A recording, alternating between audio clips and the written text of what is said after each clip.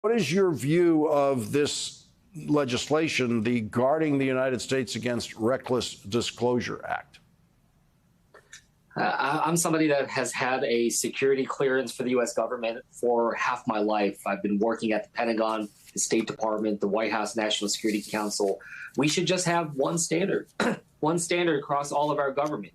No one is to be able to have access to our most important and sensitive material, especially when it comes to who's acted so recklessly in the past and, in terms of the indictments that are out there. So whether that's former President Donald Trump or Senator Menendez, neither of them should be allowed to be able to participate in this and continue to see classified information given the kind of accusations and charges against them. You were already running ahead in the polls before Tammy Murphy decided to drop out, but you now seem to be pretty much on your way to the Democratic nomination for Senate in New Jersey. What do you need to do beyond that? Is it possible that Senator Menendez could run as an independent?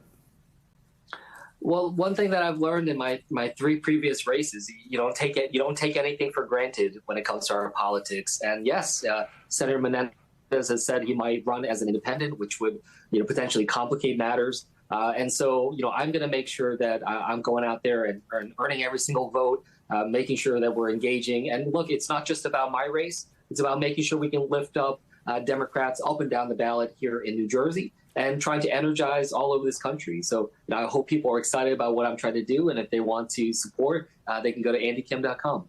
And New Jersey is not a guaranteed blue state in elections like this. It is, the possibility of a Republican senator is not out of the question.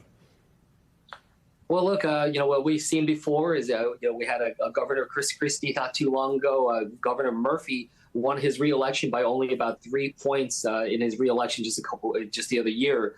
So, look, again, nothing can be taken for granted, especially on the heels of this indictment of the senator, which has certainly been something that has, given a lot of independent voters concern about the Democratic Party here in New Jersey, which is why, I've been really pushing hard on this platform of restoring integrity back into our politics, fighting against corruption. And we've seen how powerful that has been in this primary so far, a message that has really galvanized and created not just a campaign, but frankly, a movement here in New Jersey for a better democracy. So we're continuing to push on that. We have a lawsuit that's trying to change and be able to really redefine New Jersey politics and beat the party machine operation that we've had here for far too long. So we're going to continue to do that and really try to show that a reform agenda, a protect democracy agenda is powerful, not just here in New Jersey, but all across this country.